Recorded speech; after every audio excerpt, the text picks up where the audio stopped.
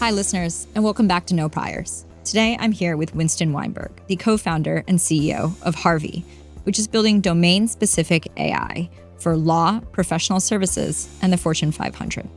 They've now raised more than $500 million from investors such as OpenAI, Sequoia, Kleiner, GV, Bloodgill, and me. We're going to talk about how to do end-to-end workflows, how to serve conservative users, imposter syndrome, keeping pace with the blitz of the AI ecosystem, and also what lawyers will do 5 years from now. Winston, thanks for doing this. Yeah, of course. It has been like a wild 2.5 years for you and Gabe and Harvey. When you started the company in August of 2022, or at least when I met you guys for the seed. Yeah, we started a little bit earlier, but about then, yeah. What was the moment of inspiration? Yeah, so Gabe and I actually had met a couple years before, and I definitely didn't know anything about the startup world and didn't have a plan of doing a startup. And what had happened was he showed me GPT-3, which at the time was public, and I was, first of all, just incredibly surprised that no one was talking about GPT-3 and no one was using it in any way, shape, or form. And he showed me that, and I showed him kind of my legal workflows. And we started, the kind of aha moment was we went on r/legal advice, which is basically, a subreddit where people ask a bunch of legal questions, and almost every single answer is, so who do I sue? Almost every single time. And we took about 100 landlord-tenant questions, and we came up with kind of some chain of thought prompts. And this is before, anyone was talking about chain of thought or anything like that. And we applied it to those landlord-tenant questions, and we gave it to 3 landlord-tenant attorneys. And we just said, nothing about AI. We just said, here's a question that a potential client asked, and here is an answer. Would you send this answer without any edits to that client? Would you be fine with that? Is that ethical? Is it a good enough answer to send? And 86 out of 100 was yes. And actually, we cold emailed the general counsel of OpenAI, and we sent him these results. And his response basically was, oh, I had no idea the models were this good at legal. Nice. And we met with the C-suite of OpenAI a couple weeks after. And the view was just, it's going to be good enough. We should build a company around it. Yeah. For what domains? I mean, I think what happened, or the reason we were so confident about this, was the models, and even with GPT-3, you could get it to do a lot of tasks. You just had to really brute force it, right? Like you had to brute force the amount of context, telling it which steps to take, et cetera. And the idea was, over time, this is just going to get better, right? There are going to be either the models themselves are going to get better, or we're going to get better over time at figuring out how to provide them the correct context, how to improve them, how to evaluate the results, et cetera. And even just by playing with it for a decent amount of time, you could get that sense. You are obviously not focused just on property law now. Yeah. Like, how do you think about the mission or scope of Harvey today? Yeah. So mostly we're developing it for legal overall, but I would say that what we're building is the AI platform for legal and professional services, right? And if that sounds vague, or it sounds like there aren't incredibly defined use cases for, the small areas that we're building, that's on purpose. Like the reality is, if you are using these tools and you don't think that you can take basically AI and apply to X industry and transform the entire industry, I don't think you're thinking ambitiously enough, right? And I think it's really hard because these models can't just one-shot all of these really complex legal tasks, or in these other domains like tax and other professional services. And so what you have to do is you have to build a platform that is kind of constantly expanding and constantly collapsing. And so what I mean by that is you need to build specific features and maybe agentic workflows, et cetera, that can do parts of a task. And then you need to combine them all together so that the UI is simple and you don't have this like tentacle monster of a platform. When did you realize that was I think it's a really elegant framing of sort of product strategy for the company? Yeah. First implied in it is just like this, and this has been true for you guys from the very beginning. I did think you were a little bit crazy when you described the level of sophistication of tasks end to end that Harvey would be able to. I still feel crazy. But you appear to be more, like you don't look as crazy when you're right. Fair. Right. But I remember like a year and a half, 2 years ago, like it was very distinct to me how much you guys believed in capability improvement. Yeah. Like, where does that come from? And then also, how do you think about it internally in the company? Yeah. So where does it come from using the tools? I mean, I think I have been blown away by the amount of kind of C-suite, et cetera, that haven't actually like spent that much time using AI. And the big moment for me was just the jump between GPT-3 and GPT-4. Like when we got access to GPT-4, I went into my room, I think for just 24 hours straight and tried to do every single thing that I couldn't do with GPT-3, or I had to very much brute force and like wasn't getting any efficiency gains from, and try to do it with GPT-4. It didn't do all of them, but the improvement was crazy, right? And no one was talking about it. And I found that something that also was very weird is I would show GPT-3 and GPT-4 to a bunch of my friends, and they would try to get it to do one thing. It didn't do the thing perfectly, and then they just stop, right? And so it seems like there was this large gap between I log into ChatGPT or I just use GPT-4 from an API or whatever it is, and I try something a couple times versus I'm going to sit there and just hammer on this until it works, right? And I think if you do that enough, you get the intuition for where things are going and how much better they can get. How do we do that from a product standpoint?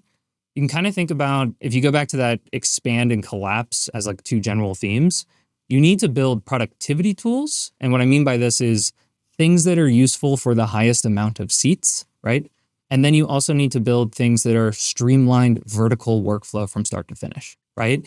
And what you can do is you can take those streamlined vertical workflows and you can chain them together to do more increasingly powerful things, right?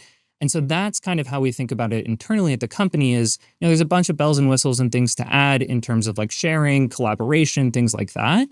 But you also just can basically build certain specific features that will do something from start to finish. Like I upload all of my documents and I target companies' documents, and it'll tell me in 72 countries where I need to file antitrust and what do I need to file and what other information do I need. And you can take pieces from that and add it to another part of a project. How do you organize that effort at Harvey? Because it's, like I think you have a very special instinct and commitment to going on the AI bender, I suppose, to like figure out what to have. It's gonna be a long bender. Yeah, long, multi-year bender, but one day at a time. To develop intuition for what the models are capable of doing with this like expansion, workflows, manipulation, assembly process. Yeah. I imagine that it's really hard to find all of that in a single person that understands the research, the engineering, the domain, the data available, like interacting with users. So like, how do you do that across teams? Yeah, so I think we're starting to get better at it. And the thing that we're starting to land on is basically identify these systems as what we're calling AI patterns. So these are the 30, 50 things that we need to build that will be integrated into all of these different pieces of the product, right? So I'll give you an example of this.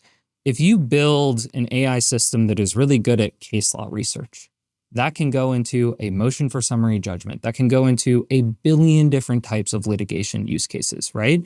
It doesn't do that use case from start to finish, but you can add that on top. And so what we've been doing is we basically have teams that will work on building these are the patterns, and then teams that are kind of implementing that across the entire platform. And that has been working really well. It is definitely a work in progress.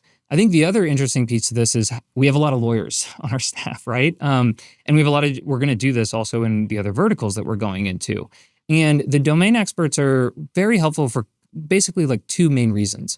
One is as design partners. So they're very good at saying, actually, this is what we need to teach the models how to do. This is the step-by-step thinking we need to do.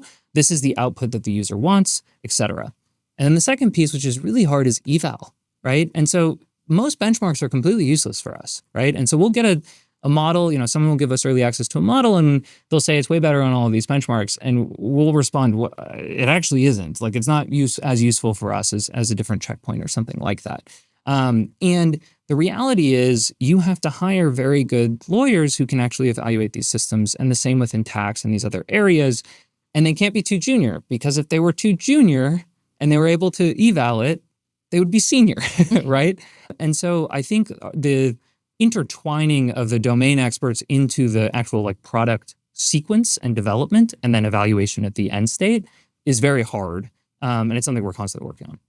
What is the end-to-end task you're most excited about that you think Harvey will be able to do this year? Yeah, filing an S4, I think is something that is the reason I like that process is it is a combination of external data, internal data, and a million steps, right? And I think of workflows as basically a bunch of agentic systems that need to combine together, right? And if you think about knowledge work, professional services, legal, honestly, any swath of that, what you are doing is manipulating things based off of your internal context, external context, whether that's external data, whether that's data from whoever your customer is, your client is, et cetera, and then process of this is how you do an LBO. This is how you do side letter compliance. And then there's another step of that, which is this is how you do side letter compliance for this particular private equity firm, right? This is market for this particular clause. And the more complicated the workflow is, the more you have to combine all of those different elements together. When you think about like having these very senior lawyers internally at Harvey doing eval, I imagine another piece of what is important there is like the experience that you had with your friends looking at these models, which is like you don't get that many shots on goal. Yeah. Right. It works or it doesn't. Yep. The legal profession, especially like more senior, more prestigious lawyers, billable hour rate is very high. Yeah. And expectation of quality from, let's say, like an associate or a model is very high. Like, how did you go about building that trust? Because you didn't start at the capabilities you have today. Yeah, I'll start from one kind of like high level distinction between two pieces. So if you go back to the productivity versus like specific specialized output, right? Mm-hmm. On the productivity side, the minimum viable quality of that output can be lower because you're selling seats. And at the end of the day, there are multiple people reviewing it, right? And so what you want to do in that state is just show your work, right? Like that is the most important thing. You want to mimic exactly how a senior associate reviews the work of a junior associate. So you say, this is why I did this. This is the information that I pulled. And here's an inline citation to the literal sentence that I pulled it from. Is this correct or not, right? Make it cheap to check and partially correct is still useful. Yes, exactly. And because, a lot of how these law firms work, and again, the Big Four as well, is the junior produces some sort of output, the mid-level associate reviews that, and then the senior level associate reviews that, and then the partner reviews that, and then it goes to the client, right? And so you do get a structured pyramid of like a hierarchical review, right? Now let's go to the specialized system. The specialized system, at the end of the day, you're actually trying to just from start to finish produce that output, right? So the minimal viable quality on that is much higher, but it's also easier to get higher because you are trying to build systems that just produce the same output and do the same task from start to finish, kind of like a specialist, right? It's just much more scoped. It's much more scoped and evaluation is much easier, right? Like how do you do evaluation on Copilot or Enterprise GPT, et cetera? That is very difficult. It is much easier to do evaluation if you can do evaluation at each step and make sure that recursively that step was done correctly. Okay, so there are different expectations for different pieces of the Harvey product. Yeah. There's still like conservative customers, right? Massively. So, one of the things that was surprising to me in like 2023, early 2024 was the set of people that you decided to work with first. Yeah. And that were willing to work with you, right? A&O, PwC, like high quality brands that were generally larger. Like there's been I think for maybe a decade in technology investing, a expectation that if you start with the mid-market, you start with your friends and startups, like it's just easier. The requirements are lower. They're willing to take risk. Why do the opposite here? Yeah, so I think that if you are, I guess going back to what I said in the beginning of the ambition should be take X industry, apply AI to it. Mm-hmm. If you are doing that, you need to partner with that industry. And I think you also need to make sure that your brand and what you're building actually makes sense to what they care about. I'll give you an example of this or just kind of like a reference point. A&O Sherman is almost 100 years old, and they became famous basically advising on the abdication of, I think it was King Edward VII from the throne. Okay, good trivia. My point is, these are incredibly old, like have very prestigious and a long line of history, right? And so in order to work with them, you actually have to kind of partner with them and say, these are the different workflows that we're going to start building with you, like use them as design partners.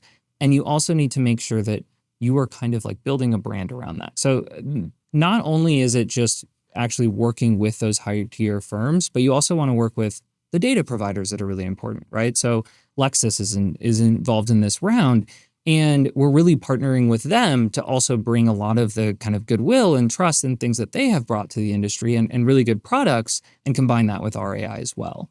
And so if you are able to do that, if you are able to show that you are working with the industry and get the trust from the folks that are basically seen as the highest, degree in those industries, it is much easier to work with the rest of the industry.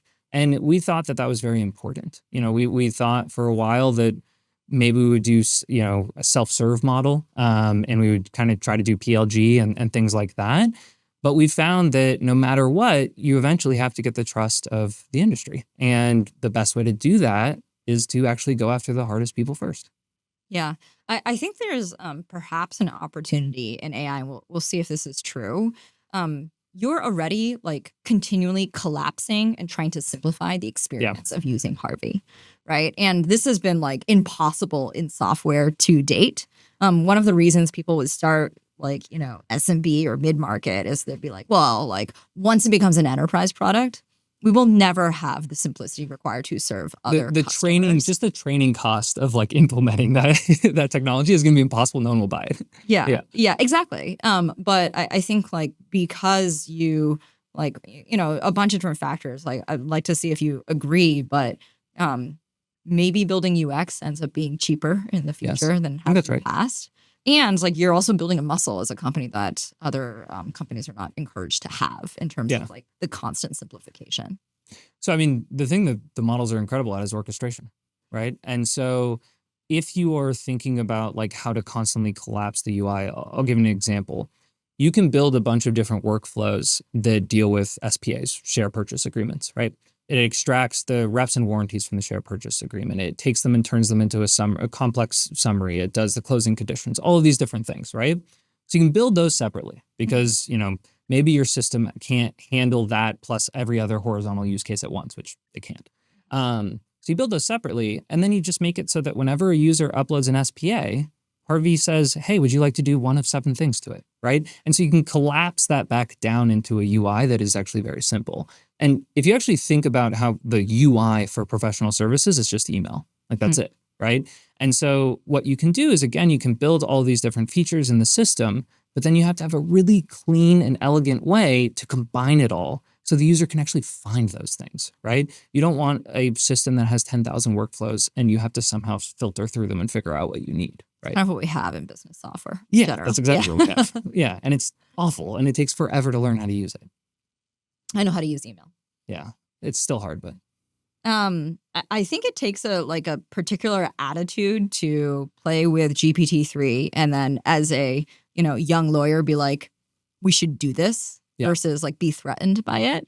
You guys now serve, more than 250 clients, more than 50 million in ARR. People are obviously adopting it. I look at the like weekly user charts. What is the reaction you get from users and how do you talk to them about the impact of automation for them? It changed massively over time. I think that there was a lot of fear of automation when there was a lot of press, but they haven't used it, basically. And I think like I'm more bullish on model capabilities and just capabilities in general on the application side and everything. So you still think you're crazy, but you're going to go in that direction. I still think I'm crazy. But I do think that one thing that not just our customers are realizing, but I think a lot of people that haven't worked in legal or professional services are realizing is these industries are very messy in the sense that all of this is not kind of a simple, oh, I know how to draft an SPA, I'm a lawyer, like I'm done. Or I'm going to grab all of the legal data on earth and just train on top of it and the model works somehow. That's not how any of these industries work, right?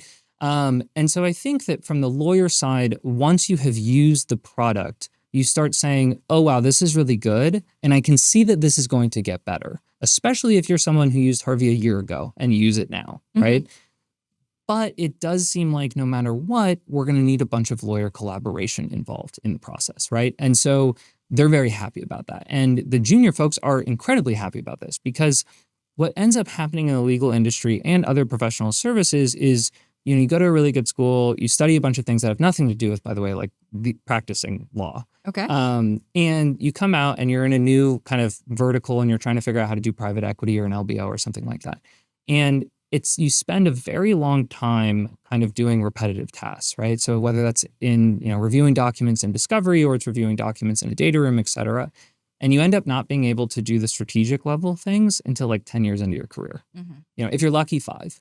And so I think that you did complain about that grind. Yeah, work. You're like, I should not be doing this. There was a joke that I was presenting to the firm I used to work at that was O'Melveny and Myers, and this is I think maybe a year ago. And one of the partners said, Winston, there are way easier ways to get out of doc review than trying to automate doc review, which I don't know if that's true. But my point is there are all these lower end tasks that you end up having to do just because the industry is really complex and legal is getting more and more complex, right? And these tools allow you to do that stuff faster. And so what I think will end up happening is the timeline will compress. So you will start being able to actually do the high level strategic work and interact with clients, which is what people really want to do earlier on in your career. And so they're happy about that. And so I don't think there is as much displacement fear. It is not job displacement, it is task displacement. And I think that's a super important distinction because getting rid of those tasks does not mean the legal industry falls apart. It will evolve. My younger sister, Camilla, is an engineer by background and works at an AI and robotics company. She still wants to go to law school. She's thinking about it. What advice would you have for somebody who wants to be like a star lawyer 5 years from now? Yeah, I would actually have given 10 years from now. I would have given the same advice before doing this startup. Actually. Oh, okay. I would say that now spend even more time on it. But the most important thing in legal and professional services is how well you can deal with client requests. Like how much you can navigate and figure out what is actually best for the client.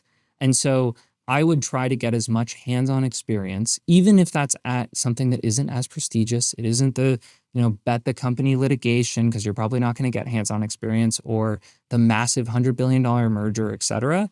Like get as much hands-on experience because that is the skill that is most important, is figuring that out. And now I would just say that is the main skill that is going to matter over time. But even 3-4 years ago, I think I would have given the same advice. What do you think happens to the structure of law firms that have been built on the backs of, junior associates doing these repetitive tasks? Yeah. So I think there's a bunch of ways this can evolve. I think the most likely one is I don't think the billable hour is going to just completely disappear. Okay. I think what is going to happen is a lot of these tasks that are going to get, AI can automate a lot of that task with a lawyer in the loop. Those tasks will end up being kind of a fixed fee model.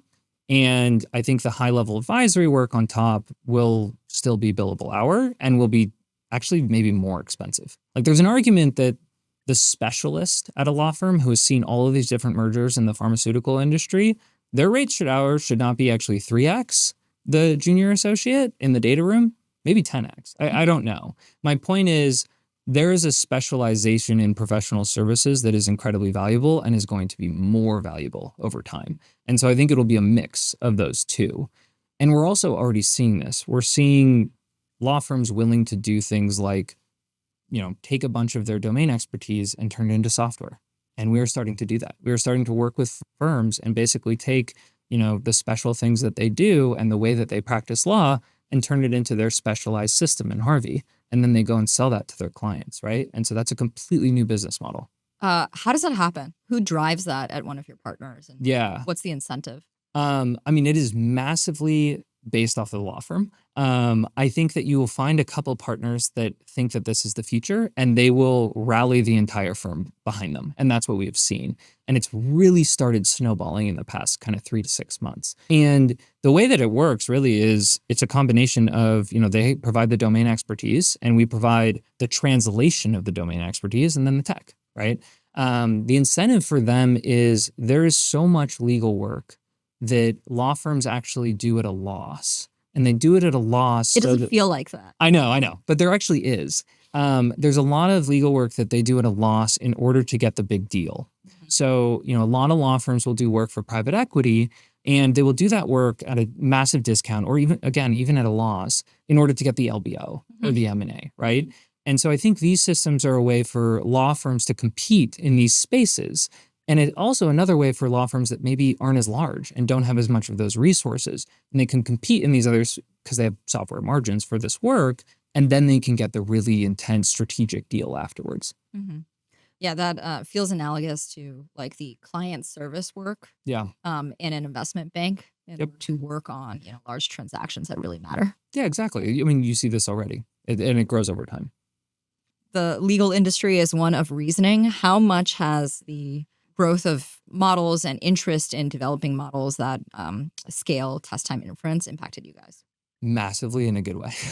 The best way to think about this is if you are building a system where you are trying to basically break down every single problem into a subproblem because the models can't quite do it, that just unlocks different pieces of it. So let me give you an example of this. If we go back to that antitrust example, right, where the first step of it is we're trying to take all of the, target financials, your acquirers financials, and just say in all these different countries, this is what you need to file.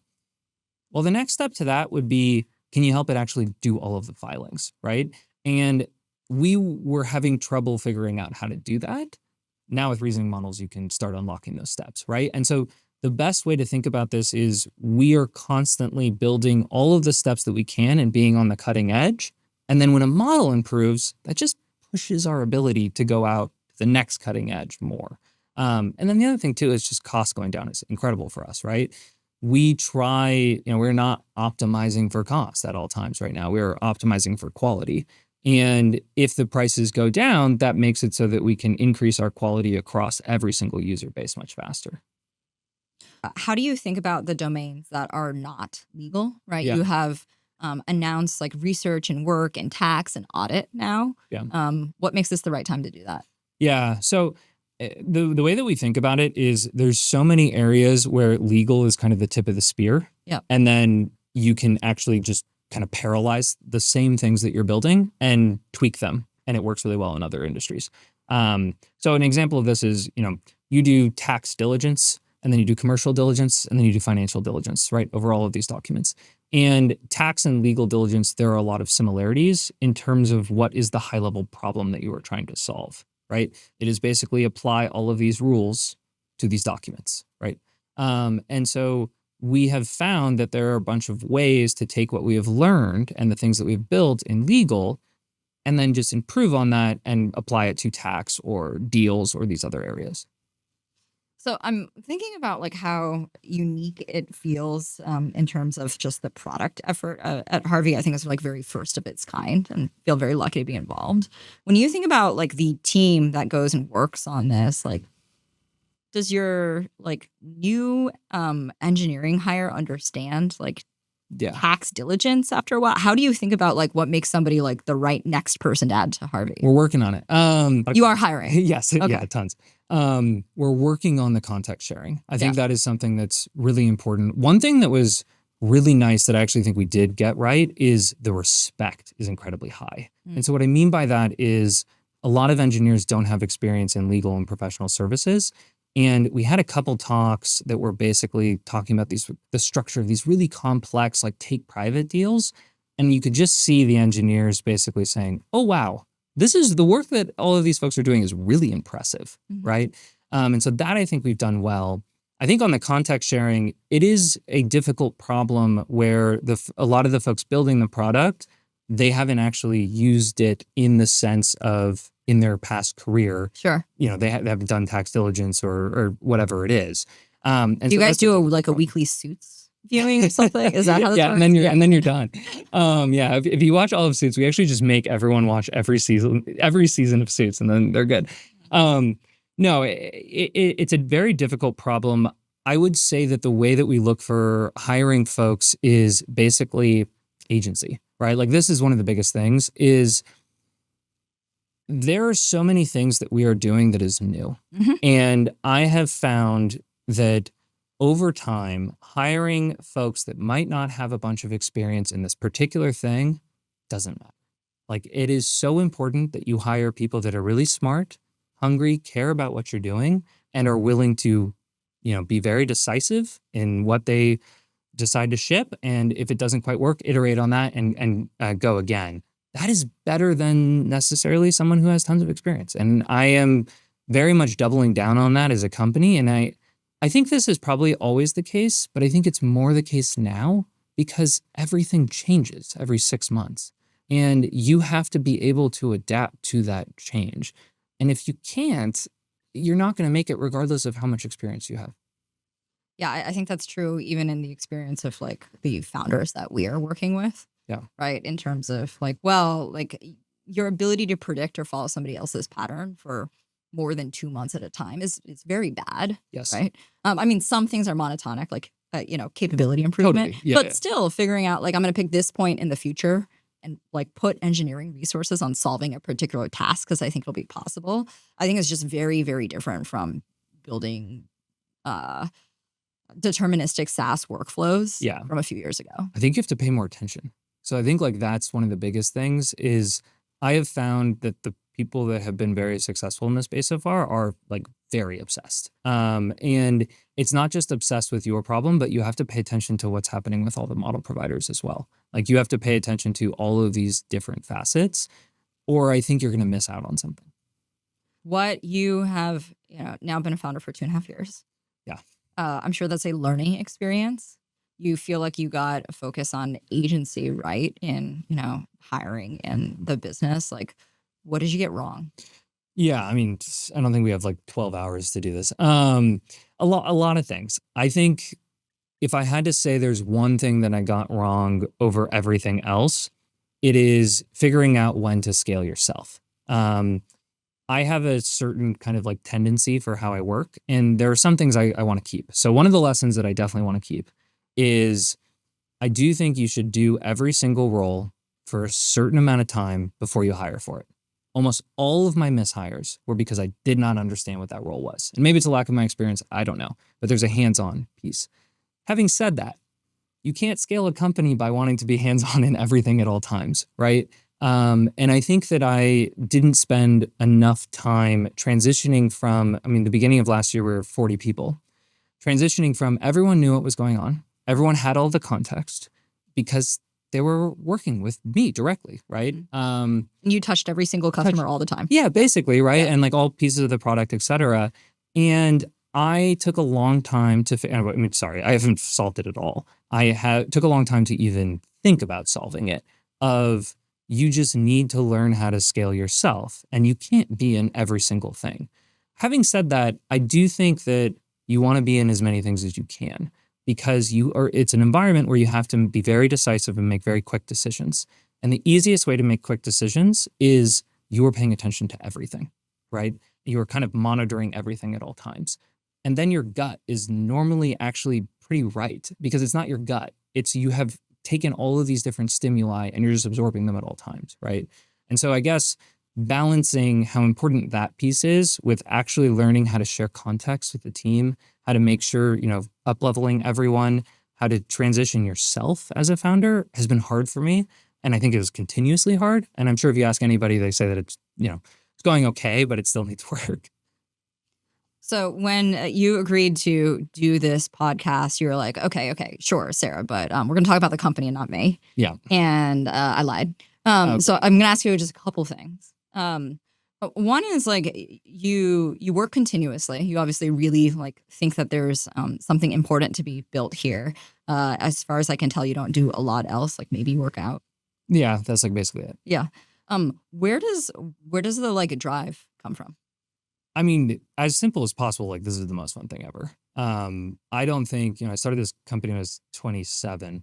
There was nothing in the 27 years leading up to there that was even close to as much fun as this is. I think that it is just so much, you get so much energy from things moving so quickly. And you being able to actually have the agency to come up with an idea and then see it built. That is a crazy experience. And I think that you can do that faster than you used to be able to. And it is addicting. Like it is incredibly addicting. And so I actually think that it's less like where do you get the drive or where do you get the inspiration? I think that most people that I've met that have been successful in this space, they just have it. Like it's just naturally, they love the moment or the like very compressed timeline of you can have a very large impact. It's the most fun you've ever had. Uh, some people like they just have that like the desire to like know what's happening, have the leverage, see that like really fast impact cycle. Is that the expectation you have of everybody at Harvey culturally? Good question. I think the expectation that I have for everyone at Harvey, we have a line that we have kind of like talked about a lot, and it actually comes from Kobe Bryant. And it's job's This is not good. finished. Okay. Basically, he was in an interview, and I forget which game it was, but they're up like I think it was like 3-0 or 2-0 or something like that. And a reporter asked him, "Is like, how do you feel right now? Like, how are you feeling?" He's like, I feel good. It's not done. And he's like, well, shouldn't you be excited? You're up like 3-0. And he's like, well, the job's not finished. Like we're not done. Like we haven't won, right? The thing's not over.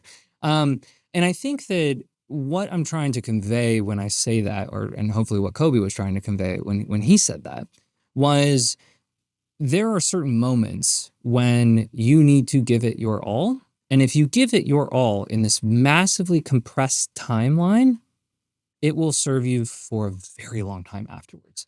And so that's what I think I expect of everyone that we hire at Harvey is, look, you need to recognize and trust us. So it's maybe a combination of either recognize or trust that we are on that timeline, that we are on an incredibly compressed timeline for honestly just all of humans, right? I'm serious. Yeah, it's a very special moment. It's a very special moment. And there are going to be insane expectations, and the company isn't always going to be there. I'm not always going to be there at all times to tap you on the shoulder and be like, hey, remember those expectations. Remember this is true. And so you have to be able to do that to yourself, and you have to have that mentality, right? And so I think what that looks like is some combination of recognition and a willingness to keep up the intensity and keep raising the bar. And that is an expectation of anyone who joins. Yeah, that resonates very strongly for me because I think in a very parallel journey, like this opportunity is going to happen once. And so for me and my team, and even, Mike, who joined us a little while ago, he's like, how could I not do it right now for fun, right? Like, land of many different options, but I can't sit this one out. And then if we're going to play, we're going to fully play. Yeah, that is maybe a really good way to look at it. I can't sit this one out. That is like an amazing signal for somebody. One other thing that you said to me that I think is like universal, but also a little specific to this moment in time is you're the founder of this company that's scaling really fast and delivering value to users. You're not a research scientist. Yeah. And it's a very technical field. And so there's some imposter syndrome around that. How do you square it for yourself? Yeah, that's another work in progress. I'm lucky. I am also not a research scientist. Yeah, there we go. It's an important question. My co-founder is. And I think that the most effective way to do this is just figure out a couple of people that you really trust and spend as much time with them as possible. I think maybe this is also another piece of, I think that it is very overvalued how much value you get from asking people that you really respect very specific questions, I think is overvalued. I think spending time with people that are incredible at whatever they do is undervalued. And I think it's because the latter has like a nebulous effect. Like you're like, I don't really know what I'm getting out of this, right? And versus the former is, I have a question, they gave me an answer. But the reality is they have like a basis point of the context that you have, right? If that. And so what has been really helpful for me is just spending time with a lot of people that I really respect in this industry. And you start to just learn the intuition that they have for things. You start to absorb it, and all of a sudden it starts becoming your intuition, right? I think that's the only way that I've gotten to this point. And I am going to keep doing it as much as possible. Yeah. I get comfortable with it mostly just from my nap. I mean, actually, what you described makes sense to me. Yeah. I'm glad Andre's hanging out in the office. Yeah, exactly, right? Yeah. Stuff. But also, I think the outcomes make me feel better. Correct. Right? Where I'm like, well, companies look like they're working. Yeah. Right. And users seem to be doing something in the product or, consuming more infrastructure, whatever it is. And I think, as you said, if you get the repeated pattern back that your intuition is right, then I'm a pragmatist in the end. Yeah, and I do think so. One thing we had was in the beginning of last year, we had a lot of kind of usage problems in the sense that a lot of customers were actually getting blocked from using our product, or they got to our product and they didn't know how to use it, right? And so we had massive power users, and then we had some other problems. And actually about 6-7 months into the year, it had done a complete 180 and it was working really well. And we took a bunch of bets on product things that product features that not only were kind of bets we made, but also bets on the models getting better. Things like follow-up questions, things like you enter a user profile and it tells you kind of like, here are all the different things that you should do based off of your practice area and things like that. And it worked, right? And so speaking of kind of the intuition, you start to absorb that intuition, you start making bets on your own, and then you see it work, and all of a sudden you get a little bit more confident. Hopefully not too confident, but a little bit more. So you're saying you and the people at Harvey feel the AGI just enough. just enough, not too much. Not too much. Yeah. Yeah, it's not clear what too much is, actually. Yeah, I don't think there is a limit at this point. So, like, you guys have been on, like, the right side of a raging debate in the investing and tech community for a long time, which is just like, is there value in the application layer? Like, it's pretty clear there is now. What advice would you have for the many like founders, tech business people that are going to listen to this about like a good application to build? Yeah. So one thing that I look at is you can look at this by industry and you can look at it by task, which is how expensive is the token? And I've come up with like different ways to call this, but basically, if you look at something like that share purchase agreement or a merger agreement, or just legal in general, the cost or the price of producing each part of a word in a 50-page document can be incredibly expensive, right? And so I think those areas, like that is one of the tests that I would do for these things. The thing I would say, I would make sure you don't discourage yourself from is this industry has never been, touched by tech, or this is not something that I know that tons about, et cetera. You can really figure out a lot about what people do by just talking to them and asking a bunch of questions, right? And it might not, you might have to talk to a lot of people, and that might not be exactly what you thought it was going to be as a founder. You might not just be sitting in, like a construction firm for, 20 hours a day, but it's insanely useful, right? And so whatever the area is that you're interested in, I would look at, does this have long-term value in the sense of, what is the price per token, things like that? And then actually spend time with it and you'll get a much better sense for it. Yeah, I have a lot of, friends who are talented product and engineering folks and business folks who want to start a company. And I think people generally start by like ideating in their underwear in their house. Yeah. And like almost universally, some ideas happen that way, right? But almost universally, like it helps to see the problem in real life. Massive. And I'm like, just go hang out with one of your friends or at any industry that you like have some fundamental interest in, and just like watch what people do. Because if you have a really general hammer that is getting better all the time, like now is the time to do that, and you're going to be much more inspired by ideas of what is possible by like being faced with the problem. I think that's right. And I might say something that might upset some people, but spend some time out of Silicon Valley too. I think it's important. Like I think that, there, and I don't necessarily mean, by the way, if you're building a tech company, like I think it needs to be in San Francisco. Yes. To be clear. Harvey's in SF, in New York. And London. London. But I do think that there are so many industries and so many different areas of work that a lot of people that have worked in tech just don't know anything about. Mm-hmm. And I would recommend that you spend time with those folks. And a lot of the times, just your kind of small network of friends, they might not actually be a great representation of that industry, right? It might be who knows what version of it, but it might not be the best representation. And so make sure you are willing to explore things outside of your comfort zone. Like that, I push so strongly. Is there anything that has like really surprised you in the company in the last couple months? Yeah. There are a considerable amount of people at the company that do not necessarily have management experience. And I put them in a management role and the improvement has been insane.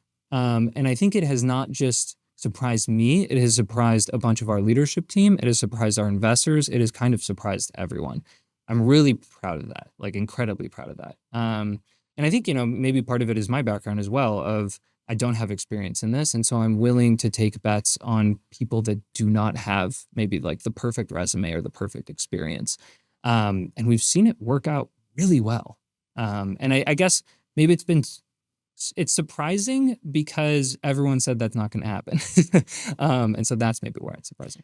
Like if you could pick like top 2-3 signals of like why this person should be a leader for you. Yeah.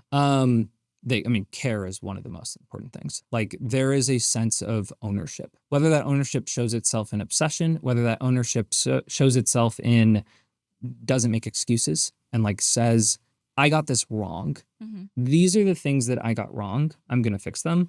One of the best ways to tell this is there are a few folks that will come up to me and basically just not ask for positive feedback and just say, what did I get? Like, what do I need to improve? That is a massive signal. Because I think that something that happens as you get more senior in your career is you don't want to look like you made a mistake. Like a lot of what you're doing is kind of like covering and protecting your position. And it's really hard to learn that way and get better. And the reality is like you learn from success. You also learn from mistakes, I think a lot. Or you learn from actually like taking mindfulness with your mistakes.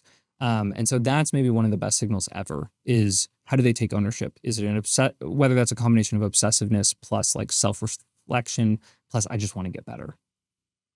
Okay. Last question for you. If you look outside of your own ecosystem of legal and professional services, or maybe just, one concentric circle, professional services is fair game. Biggest change you think happens this year?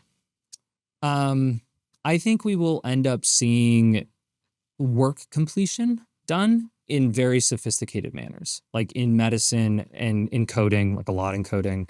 And a lot also in, other areas too, that will kind of bring us back to the ChatGPT moment, but it will be specialized. And so there will be a doctor that sees something or a researcher or something, and it will be like it was the first time they saw ChatGPT, but they'll show it to everyone else and it'll just be like, I don't get what's going on here, right? My point is, I think these systems are going to get to the point where they're doing things that are incredibly impressive, even though we're used to them now. And it will be kind of a new version of impressive, but it will be impressive to very verticalized and specialized people. I agree with that. If I think about the like implication for us or for founders, like one of the things that has just felt really impenetrable about industries that Silicon Valley folks don't spend a lot of time in. Yeah. Is they're like, oh, well, the customer won't buy, or there's a bunch of regulation, for example, healthcare. Yep. Or like we can't, it's not obvious how to cut the task in a way where the minimum viable quality is there or is enough of a value add. Yeah, where the ROI is there. And I think we're going to get an accelerating pace of people saying like, I can figure out how to shape the capability to a task completion that people want. And actually like these industries are far more open to that change than we thought, right? At least that's been my experience where I'm like, as we were saying earlier, like the ROI just wasn't there. Yeah. Lawyers or doctors or whatever else, they want it. Like you just have to figure out the shape. That I think is the biggest piece is I think people are confused and they don't think that they want it. Mm-hmm. And the reality is a lot of these folks do. Like they don't want, when you talk about AI and it's like a first blast or whatever, it's like Skynet and all these things. And yeah. No one wants Skynet replacing your job. Of course people don't want that. Of course people want that. Yeah. But when folks can see and they actually use these tools, they want this. Mm-hmm. And it's because, and especially the folks that care tons about their profession. Yeah. Because a lot of these conservative, professions haven't changed in a really long time. And so there's, the spirit of them is still there, but there's all this kind of junk on top of that spirit, right? And this is true in medicine, this is true in law, this is true in all of these areas. And I think that you will find a bunch of, just like you said, people who are really willing to fight for you as a company because they do want that change. There just hasn't been enough of a capability for them to really actually put their neck on the line to push it. Awesome. This has been great. Thanks, Winston. Yeah, thank you. Find us on Twitter at NoPriorsPod. Subscribe to our YouTube channel if you want to see our faces. Follow the show on Apple Podcasts, Spotify, or wherever you listen. That way you get a new episode every week. And sign up for emails or find transcripts for every episode at no-priors.com.